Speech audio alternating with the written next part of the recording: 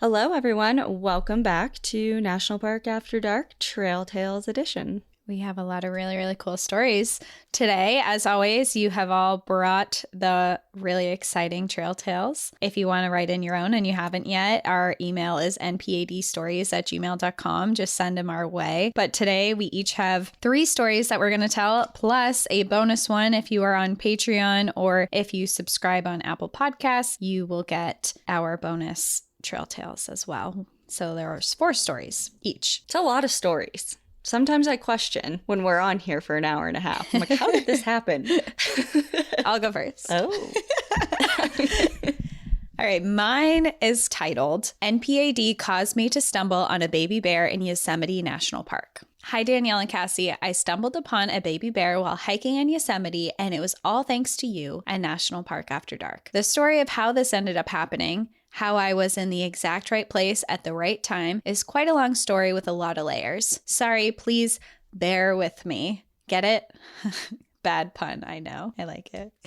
Starting off strong. My name is Mary. Feel free to use it in the episode. And I moved to California a little over a year ago from Washington, D.C., where I grew up. Moving across the country is not the easiest, and I found out the hard way that making friends as an adult is really difficult. I quickly turned to an old habit of playing familiar TV shows on a loop to drown out my thoughts and the increasing feelings of anxiety. There is an open space close to my neighborhood, and through some trial and error after the move, I found hiking in this area to be a great workout, and being in nature helped to treat some of the anxiety. Your podcast showed up on my friend's Instagram story about 3 months ago while I was trying to find another podcast to listen to on my hikes. I just finished Serial, also highly recommend, and I was instantly addicted. Over the last 3 months, I have binged most of your episodes, currently on episode 81, Unfinished Business at Crater Lake. The first time I cried to your podcast, but certainly not the last, was during episode 9, Patagonia, the death of a conservation legend. I absolutely lost my shit while summiting Mount Diablo in Walnut Creek, California. At the same time, you had gotten to the climax of that episode and vowed then and there to spend more time exploring the wild places and to see everything our awesome little blue marble has to offer. In order to hold myself accountable and have something to work towards, I made a goal to summit Half Dome in Yosemite National Park next summer, if I can get a permit. I continued to listen to National Park After Dark while hiking. I became better at checking the weather before leaving for hikes after the Jenny Lake Rangers episode, brought bear bells and spray after the night of the grizzlies, and started leaving itineraries in my dash after Carlsbad Caverns. I have doubled the amount of time I spent outdoors and have been exploring in a safer way ever since I started listening to NPAD. For my birthday, December 8th, yay, fellow Sagittarius, Woohoo! I dragged my family to a cabin in Groveland, California, a very small town outside of Yosemite. We drove around Yosemite the first day there, and I introduced my dad to the podcast during the drive. We listened to Trail Tales 13, and my dad thought of the story of the backpacker who clapped twice and heard someone clap back to him was absolutely hilarious and could not stop joking about it for the rest of the day, randomly clapping his hands twice at various stops around the park. The next day, we were going to leave the cabin at around 6 a.m., so we could start our first hike of the day at around 7:30 a.m. It is 6 a.m. the next day, and as I am about to walk out the door, I stop dead in my tracks. I haven't downloaded any NPAD episodes to my phone, and I know I'm going to lose service during the hike. I stop and make my dad wait 15-ish minutes as I download the next few episodes of your podcast. We decided to start the morning with the Columbia Rock hike, a scenic overlook on the Upper Yosemite Falls Trail, a heavily trafficked trail rated moderate on the All Trails app. This hike provides beautiful views of Half Dome and El Cap and serves as a good resting point if you are hiking to the top of Upper Yosemite Falls. We started the beginning of the hike up pretty steep switchbacks, my dad right behind me, still stopping to clap twice in an effort to make me laugh. We make it to Columbia Rock and take a minute to eat a snack and enjoy the view. I asked my dad if he was good with going half a mile more up the trail to a vantage point where you can see Upper Yosemite Falls, then turning around.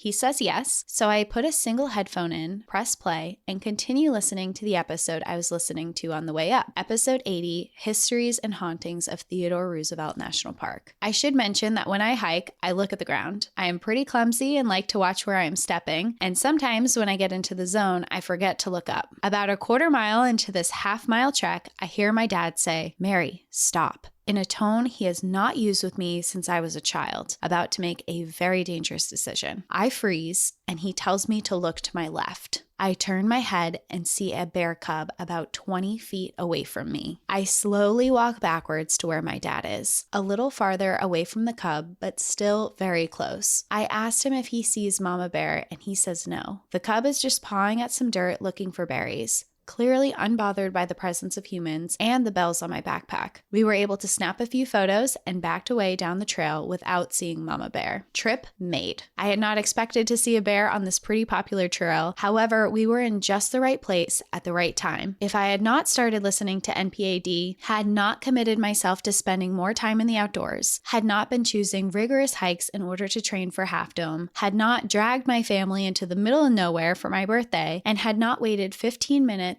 to leave this morning to download some episodes, I would not have had this wonderful wildlife experience. There are no such things as coincidences. So thank you for assisting me in manifesting one of the coolest moments I have ever had just in time for my birthday. I have attached some photos of the view of Columbia Rock and the bear. Feel free to share them. I am so sad I'm going to be caught up soon. Episode 92 has just been put out, which means I will be caught up in the next few weeks. However, I am also happy to be caught up soon because I have had an insane amount of FOMO every time you have mentioned a trip. I'm excited to actually know about the next one before it gets released and have a chance to travel with some awesome people. You also have a new fan of the podcast, my dad. We listened to the rest of episode 80 on our hike around Mirror Lake later that day, and he asked me not to listen to any more until we were on the next hike together. In honor of meeting our little bear friend, I plan on downloading Night of the Grizzlies and having him listen to those episodes. Before ending my trail tale, I want to thank you both for truly changing my life. My perspective on hiking and wild spaces has truly changed since listening to NPAD. I used to pride myself on being a city girl and thought that nature was not for me. And now my top 3 places on my list are the mountains of Patagonia, Shalalan Eco Lodge, and Volcanoes National Park in Rwanda. How I deal with daily anxiety and what I prioritize in my long-term goals have changed for the better. I know I am not the only one who finds solace in your stories, and I am so excited to see where this podcast takes you both in the future. Forever a fan, Mary. Aw, Mary. That went somewhere different than I thought it was going. When she was like, saw a baby bear, I was holding my breath like, oh my God. Like, are you next? okay? Were you mad? You're writing this, so you're okay. Are you okay? Right. Yeah, that's cool. It never gets old, hearing the ways that people resonate with the content of the show and how it changes little bits of their lives and things. So that's always awesome. It's the best part about making this show. So thank you for all your kind words. They mean a lot to us.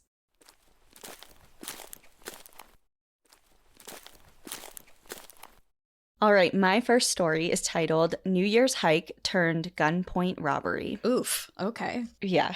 Hi, Danielle and Cassie. I'm Ariana and have been a podcast fan for a while now, and have also gotten a few friends obsessed as well. I was born and raised in Costa Rica and have never lived anywhere else, so listening to the podcast has allowed my mind to wander and plan out what national parks I hope to someday visit around the world. As I'm sure you know, Costa Rica is full of beautiful wildlife and national parks, and I have been visiting these my whole life and have plenty of stories to tell, but the tale I wanted to share with you today actually belongs to my parents. To give you some context, my mom is from Chicago, and she met my dad in the 80s while studying abroad in Costa Rica. They got married in 1991 and have pretty much lived in Costa Rica ever since. For more context, my dad does not look like your stereotypical Latino. He is very white, blonde, and has blue eyes. 100% thanks to Spanish colonization centuries ago, and has been called El Gringo most of his life, but is fully Costa Rican, so it's always been funny that he ended up marrying someone from the US. Now, getting into the story. In the early 90s and recently married, my parents and some friends, another couple who also happened to be recently married, and also happened to be a Costa Rican man and a woman from the US, decided to go out on a hike on New Year's Eve in Brayilo Carrillo National Park. I'm sure I butchered that. I'm so sorry.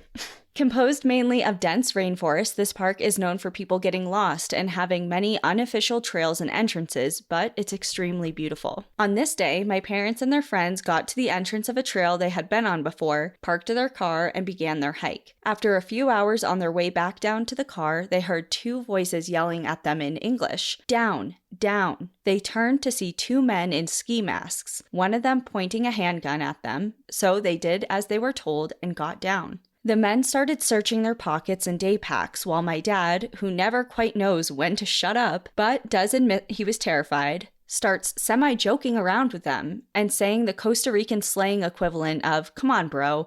What you're doing is messed up, man." When they get to take off his wedding ring, he said, "Take everything else, but don't take my ring, dude. We just got married." Then one of the friends who was with them spoke up, and she too said, "Hey, they already took my ring." And shortly after, my mom joined in too. The guy who seemed to be in charge stayed quiet for a bit and then told the other one, "All right, give the ladies their wedding rings back." My dad remembers distinctly how he put the gun on the floor, started rummaging through his pockets until he found the ring, took their friend's hand, and put her wedding ring back on her finger. That was nice. I know, it's like, oh, thank you, actually. Then they kept looking through their day packs, seeing what else they could find, while my dad kept saying, "Come on, man, it's New Year's Eve. So not cool." They then find my dad's wallet, and as they're putting it away, my dad spoke up again and said, "Take the wallet, but at least give me my ID and driver's license so we can get back home." And the robber, again, did what my dad said and put his ID and license down. Once they were about to leave, one of the robbers said, "Before we go, where the fuck are you guys from? We thought you were all gringos," since my dad had been speaking fully in Costa Rican Spanish the entire time. He answered, "I'm from Alajuela. What about you?" Of course, they didn't answer, but instead told them that they had to stay down for 10 more minutes while they got away, and then they could get up and leave. After 10 minutes, they walked the remaining 500 meters to the car and found their tires slashed and windows broken where the robbers had taken everything in the car. Luckily, nothing of value except for their friend's Nikon camera. They changed the tire and drove over to the park ranger station where they were actually scolded and told that the trail they had been on was closed at the moment and that they shouldn't have been on there, although the access was completely open and there were no signs anywhere indicating that it was closed. So basically, no help from the rangers. When they got home, they were finally able to call their banks and credit card companies to cancel what the robbers had taken. They thought that was the end of it until about a month later when they got their credit card statements in the mail and saw that the robbers had gone to a supermarket and bought over $200 worth of groceries, which in the early 90s was a lot of groceries. They then had gone to a women's boutique and had purchased 2 women's dresses. So in other words, they had thrown a great New Year's Eve party and gotten their wives some nice new dresses, and as my dad likes to say, at least they were robbers with good family values.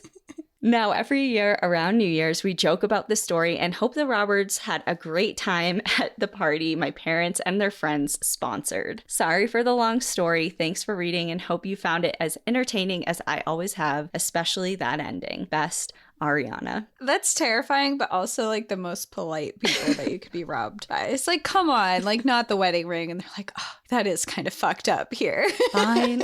I know.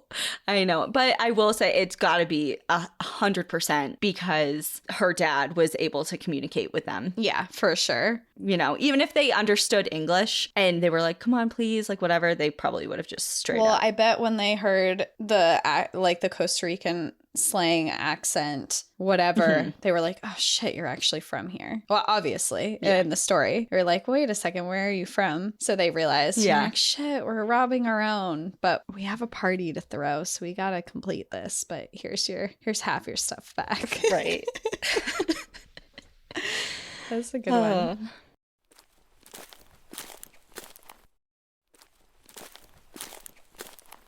All right, my next one is titled, "What the fuck? Why are my pants foaming?" Foaming or filming? Foaming. Oh, okay.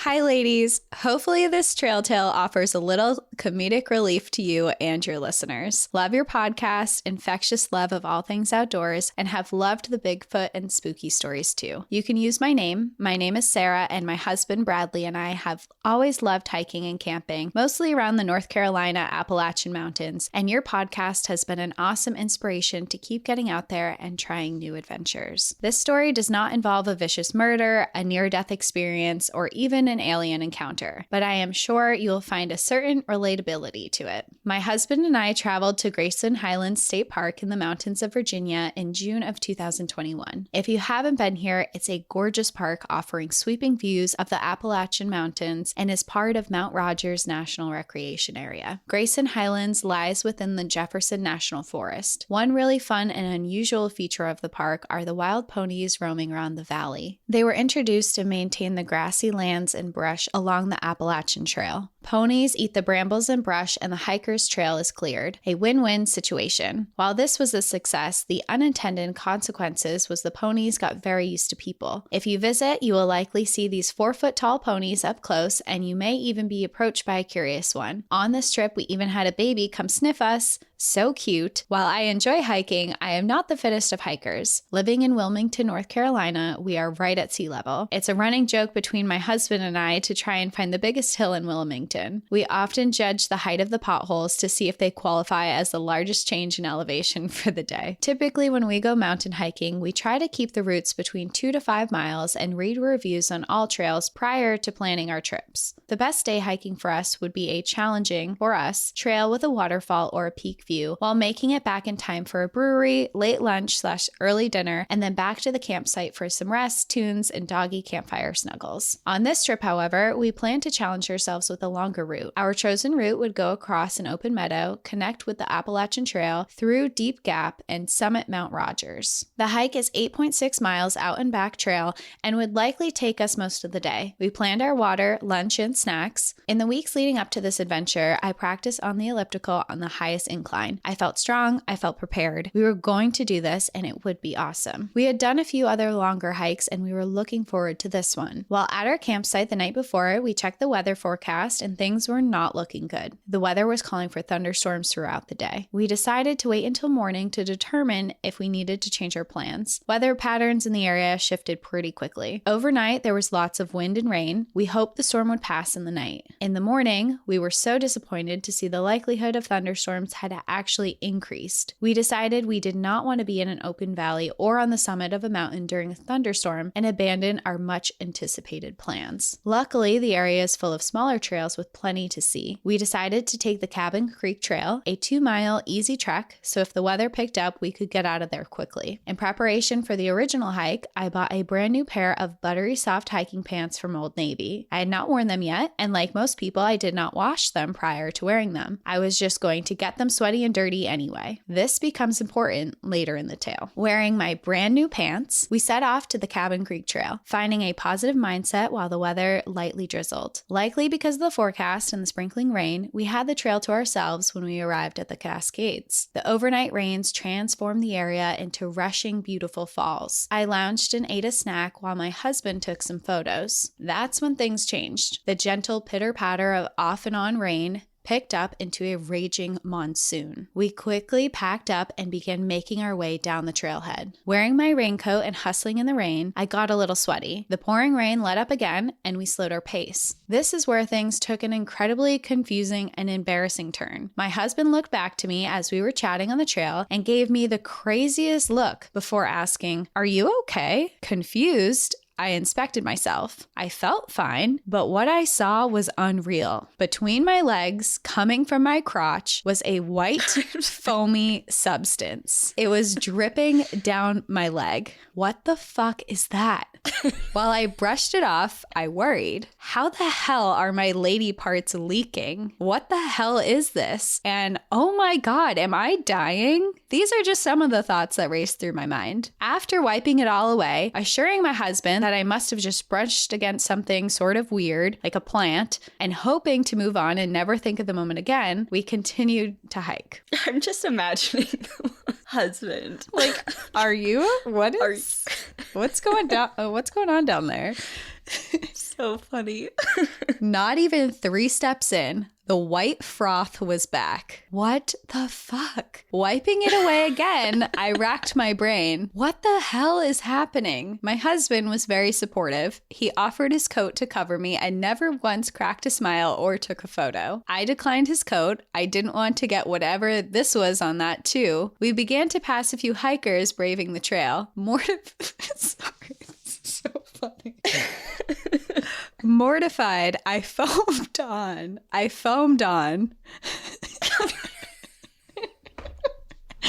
like crying. I'm like trying to guess like myself like what this is, and I hope she tells us, but this is so funny. Looking back, I wondered what they thought of me. With every step, more white dripped from my nethers. To try and paint a better picture, it was specific. You don't have to. Like, we can picture it. We get it. It was specifically coming from my crotch. It looked like it was coming out of me, if you catch my drift.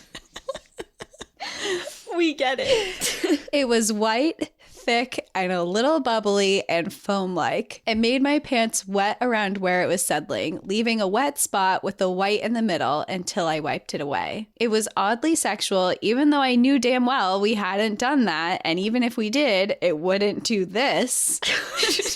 She's like, I swear, we didn't do anything. There's no reason for me to be foaming. I'm really crying.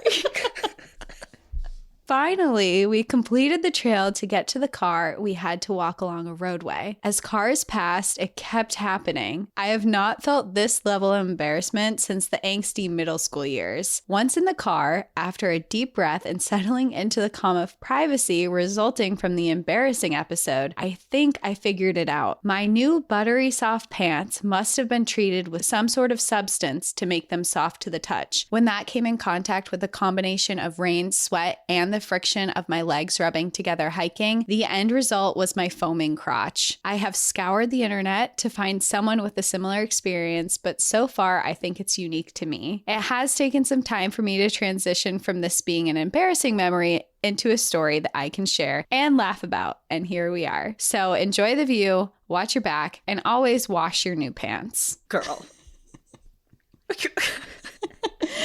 So funny. I literally have never heard of anything like that. I want to know if this has happened to anyone else. We need everyone whose pants have foamed while hiking to step forward now. We need answers. Oh my God. I don't even have anything else to add. I feel like I'm high right now. Like, it's that funny. I'm not, but... So funny. Whew, okay. Well, thank you. That was literally thanks. Yeah. Whoa. Okay.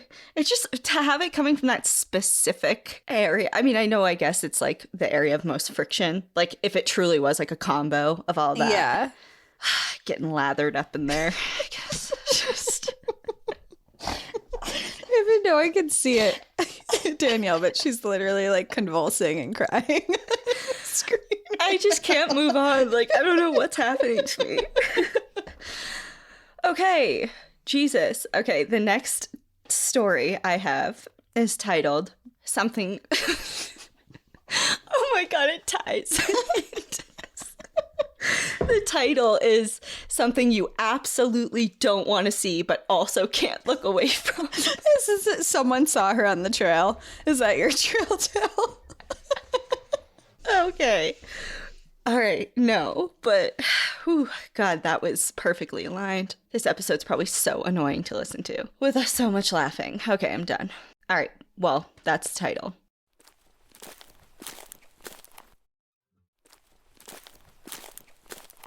Hello, ladies. My name is Nikki. My husband and I discovered your podcast a while back and have enjoyed listening on our many road trips. We love it, especially when we can find an episode that correlates with where we're headed. Although we may have intended to always listen together, I love the show so much that I, not regrettably, often listen without him. Sorry, Wes. After all, every daycare run needs a good soundtrack. You ladies are wonderful, and I appreciate what you have made for all of us eager listeners. Keep doing the most. My story takes place in Glacier National Park back in 2012. Feels like a lifetime ago. I spent the summer working at a restaurant in the St. Mary section of the park. Shout out to the Park Cafe and any fellow Trons that listen to the podcast. That summer was surreal for me as I'm from Maryland and have never had a job in a location so beautiful. I felt incredibly grateful for the opportunity to be able to hike all the time and take in the breathtaking views that Glacier provides around every corner. One day, I was hiking with several coworkers to Red Rock Falls in the mini glacier section of the park. The day was going well, and we were enjoying our views as we approached Red Rock Lake. Upon one of our many photo op breaks, my friend noticed there were 2 grizzlies grazing in the field on the other side of the lake. Normally, we'd be nervous seeing bears, but they were way over there. We continued down the trail, watching as they too headed in the same direction as us, though still on the opposite side of the shoreline. Up ahead, but still, again, way far from where we were walking, we noticed a moose and her calf meandering along the lake shore. We stood and took in the sight of both sets of animals for several moments. How lucky were we to have seen bears and moose on the same hike within several minutes of each other, and at a far enough distance to not feel even a slight twinge of nervousness for our safety to boot. Our feeling of blissful amazement was short-lived, however, as we all started to get a shared feeling of what was about to come. We noticed the direction that the bears were heading was straight towards the moose. We all started shouting forms of, "Run, moose!" of course knowing our safe distance away would keep them from hearing us at all. As the bears got closer, they started to pick up speed and were now running straight towards the moose. We could tell they were very much aware of the bear's presence by now, as they too started to run, but it was soon clear that Mama Moose and her calf were no match for these 2 full-sized grizzlies. Unfortunately, after a short chase, the bears cornered the calf. This was not for lack of trying to put up a fight by the mom. However, she was fierce in her fight and continued to circle the bears as they had pulled the calf up onto the shore. I'll never forget the sound of the Mama Moose's cries as she watched on in horror, much like we were. Her baby was gone, we were all crying, and could not believe what we had just witnessed. Though incredibly shaken up, we realized that this was a once-in-a-lifetime encounter and couldn't help but keep watching. We stayed for a bit, still looking on in absolute shock, but I do not believe we finished our hike to Red Rocks Falls that day. I understand this is a normal part of life in the animal world, but to see it was so sad. Thankfully, I had no more similar encounters with wildlife that summer, which was very okay with me, as witnessing one attack was plenty. Thank you again for all that you ladies do, and if you read this, I will just about lose it. Will I lose it in my car, driving to soccer? Will I lose it while washing dishes or while taking a shower? Who knows? As I take you ladies everywhere. I've included some photos of the attack. Enjoy the view, but keep your distance. There's photos of the attack? Yeah, several. Oh, shit. Wow. I mean, but it is from far away. It is from far away. Like, yeah. You can make out what is a moose and what is a bear, but yeah, they are from clearly the other side of the shoreline. But I just read this and I was like, nature is metal, baby. Yeah, it really is. I mean, that's such a cool thing to see because it is a once in a lifetime, but it's also really, really sad. Well, it also reminds me of not too long ago, that viral video that was going around of, and again, I'm laughing, it's not funny, but it was like those people getting married in Glacier. Oh, and then suddenly a bear mauled a baby moose like across the lake behind them. And it was screaming and everyone's like, holy shit, like in the middle of their ceremony. It's like, excuse me. We're busy. This is traumatic for everyone. Yeah. Is that like a bad omen at your wedding? I mean, it feels like it, but it also, it depends on your perspective, like once in a lifetime thing. Yeah, I guess that's true. And it was like much closer than this. Yeah. But yeah, I mean, I don't think I've ever seen anything close to that. No. Have you? No. I've heard like fisher cats killing things. Mm-hmm. And I've heard like things being attacked at night, like coyotes and stuff in the distance, but I've never seen anything like that. Well, maybe when we're in South Africa. Yeah, maybe. All right, I have another. I feel like I picked funny stories this time. This one is titled Pee in the Woods Horror Story. Hey ladies, I have a very lighthearted trail tale stories that I hope can make you both giggle. I grew up in Oregon with an avid outdoorsman father, so our family vacations were always camping and hiking and taking in all the beautiful Oregon landscapes. As an adult, I still love the outdoors, but in comparison to the crazy adventures in Oregon, I like to call myself outdoorsy light. AKA day hikes only, 15-mile max, no overnight backpacking, and highly preferred real toilets for when nature calls. Outdoorsy light? Yeah. Am I that?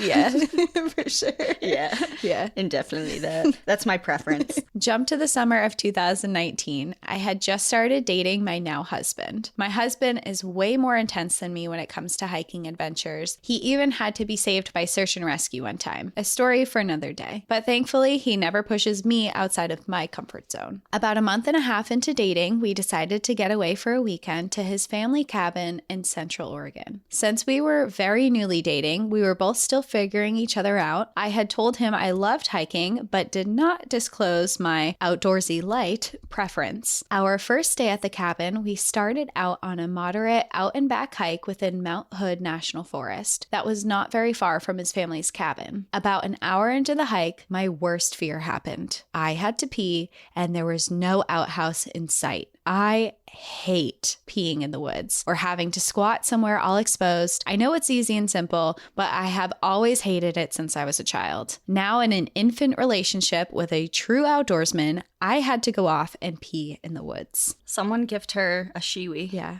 Shiwi comes in clutch. I've never used one, but it feels like it would be helpful. Pee like a man. Pee like a man. Yeah, you don't have to, right? The whole thing is you don't have to squat. Yeah. Exactly. And Yeah. you can just you don't pee in your shoes or your pants or something. I told my now husband I had to pee and was going to go off trail a ways so he wouldn't hear or see me. I tried to hide my internal panic since this was my least favorite thing to do. I went off trail a ways and did what my mother taught me. Find a tree to hang off of while you pee so it does not get all over your legs and pants. I found a tree that was big enough to hold my weight, but small enough that I could wrap my arms around. I pulled my pants down and held onto the tree to squat to start peeing. As I start peeing, I feel something shift within the tree, and suddenly, the entire tree starts falling down. The forest ground was so covered that I did not see or realize that this tree base was rotting and it was ready to fall down at any minute. As soon as I hung my weight off the tree, the entire thing came crashing down. While peeing, I fell back and tried to throw my body to the side so as not to be crushed by the falling tree. I avoided the tree falling on me, but ended up with my pants down in the dirt and leaves with pee all over my legs. I can only imagine how I looked with my very white bare ass falling backwards into the dirty ground. I sat on the ground frozen after it happened, in shock that I was alive and in terror. I never knew my least favorite way to pee could be worse. After a minute, I got myself together and started walking back to the trail, embarrassed beyond belief and super sore from falling. As I was walking up, my now husband's face was just in shock, and he asked, "What happened?" I heard a really large boom.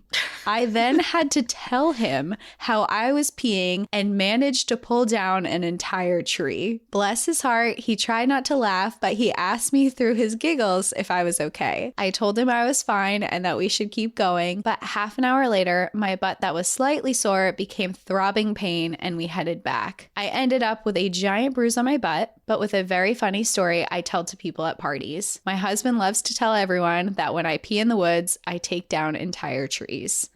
And if you're wondering, now whenever I am forced to pee in the woods, I triple check that the tree can support my weight. Thank you for this amazing podcast. It has been such a wonderful comfort listen as I now navigate infertility issues and endless doctor appointments. Whenever I get bad news or go another month not getting pregnant, I listen to one of your stories to escape. Thanks, Sam. And then she followed up with a second email about a week later, and she wrote, "Not sure if you will ever read my story, but I wanted to follow up that about a week after sending this, I found out I was finally pregnant. I am currently exhausted caring for my perfect baby girl, Emmy Lou, who is a week and a half old. During nights, I play your podcast to keep myself awake and entertain my brain without distracting my baby. Thank you both for the show. Emmy Lou's first big trip is going to be when she's 6 months old, and we are going to Glacier. We had tried to go to Glacier last year, but had to cancel our trip since I was newly pregnant and sick all the time. It feels like everything has come full circle. Emmy Lou will be raised to love national parks and watch her back. Thanks, Sam." Oh my God, that's so sweet. What a lovely story just Wow. all around. Yeah.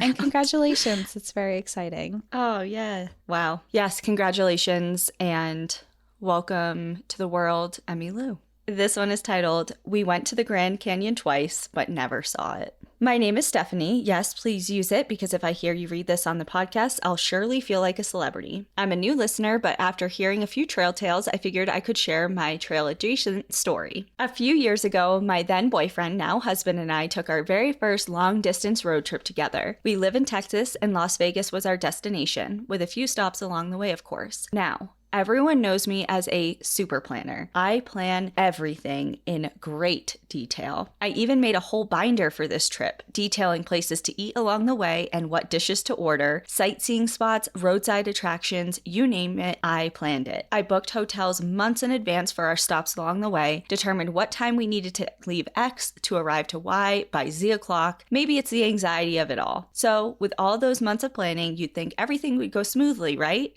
Right? Of course not.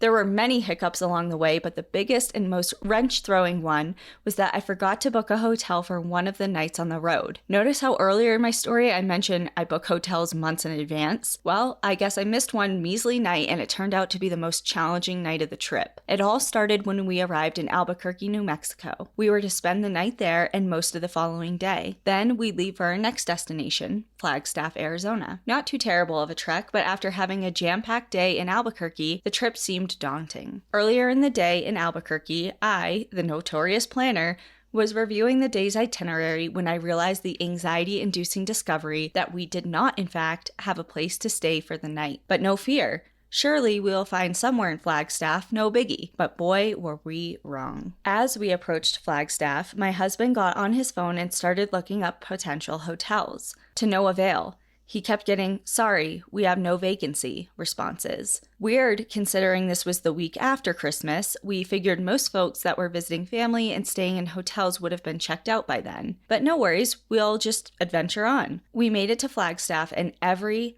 single hotel was packed. Parking lots held true to their names. There were no spots anywhere. So our wishful thinking of finding something was instantly crushed. Truthfully, the thing that I found the most odd was that so many license plates at the hotels were Arizona tags. So like, what are you doing? You live here.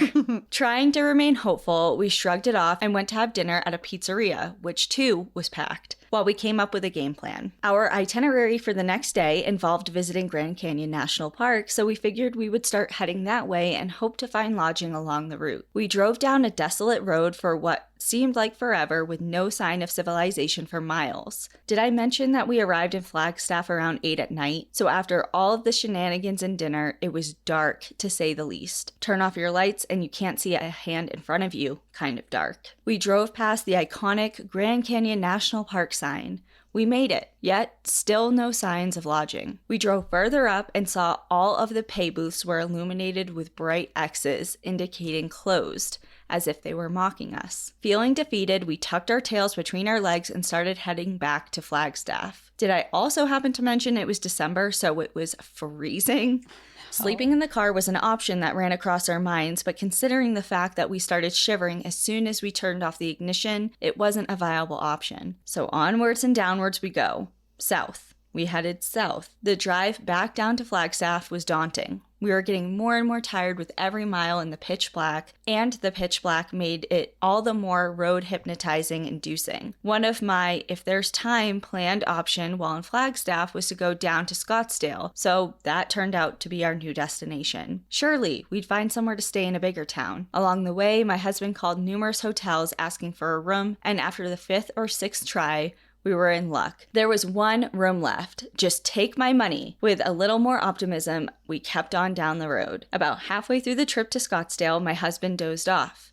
I can't blame him. We had been on the road for a combination of around 9 hours by this point after a long day of strolling through Albuquerque. But sleep-deprived me kept waking him up to help me stay awake, especially since it's pitch black and we are driving down the side of a mountain with no guardrails and in some spots steep slopes and curves that sneak up on you. Not safe, everyone. We finally arrived at our hotel around 2 a.m. I sent my husband to check in, the hotel clerk surely surprised that someone is checking in at 2 a.m.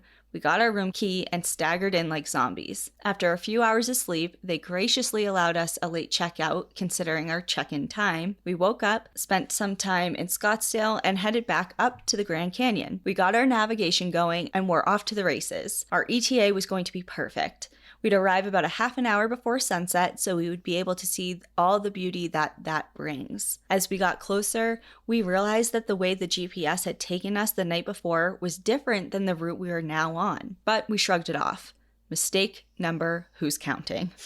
We started getting a bit weary because the closer we got, the ETA got later and later. We came up to a small town type deal, and right after passing through it, boom, absolute bumper to bumper traffic. What the hell? We waited and waited and waited as the sun went down, down, down. We approached the gate as the sun was nearly set. We quickly realized we were not in the right place. The night before, we were routed to the typical park, get out and see the canyon type deal that we were expecting. This, though, was the total opposite. We were in sort of a lodge and campground type of deal. It was kind of like a town, grocery store and all, and let me tell you, much like Flagstaff, finding a parking spot was an absolute nightmare. By the time we did, it was very dark. We were hopeful that we'd get on a trail and get the canyon in time to see the sunset. Nope. As we approached the viewpoint on the Trail of Time, our Grand Canyon seeing dreams were completely smooshed. Nothing but darkness. Some stars, but not much to see. Once again, we tucked our tails between our legs and got back on the road. The rest of the trip went as planned. One smallish kind of hiccup isn't too bad. And that is the story of how my husband and I visited the Grand Canyon twice, but never laid eyes on it. And I picked that story because, do you want to guess why? Tell me. Because what we went through in Paris. Oh my God, the catacombs. Yes. So we went to Paris before our Egypt trip. We specifically went to Paris. There were layovers there, but we specifically stayed there for 2 days because Danielle had her heart set on seeing the catacombs. And we got there and there was a nationwide protest and they shut it down for the days that we were there. So the only reason we went, we couldn't. To the country itself. And then remember after that, we're like, okay, well, I guess so Atlas Obscura is my Bible. Mm-hmm. Anytime I go anywhere, I see if there's any destinations on Atlas Obscura that I'm interested in. I'm like, all right, what's some backups here? So we're going through, we don't even know where we are in Paris. We're on foot. We have no idea where we are. We're looking around and I'm like, oh, this one's close. We get there. It's it's an outdoor cemetery. And somehow it's closed. It had closed remember? 2 minutes before we got there too. Yeah, people were leaving. Yeah. They were leaving the gate and they're like, oh, no. And I'm pretty sure it happened one more time with something that I was like, okay, maybe we'll do this. And then again, it just didn't work out. I'm like, okay, I'm just not meant to be here, I guess. Paris doesn't want me. Yeah, so I feel your pain with not seeing something that you're trying over and over to get to. But hopefully in the future you can see the Grand Canyon because it is quite beautiful. If my 3-year-old brain remembers correctly, last time I was there.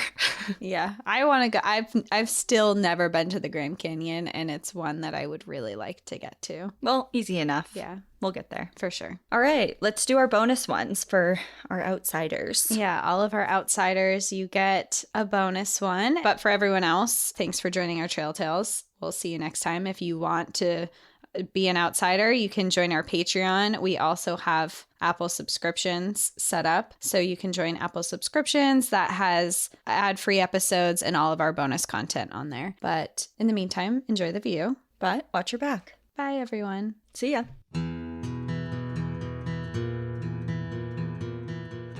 Thank you for joining us again this week.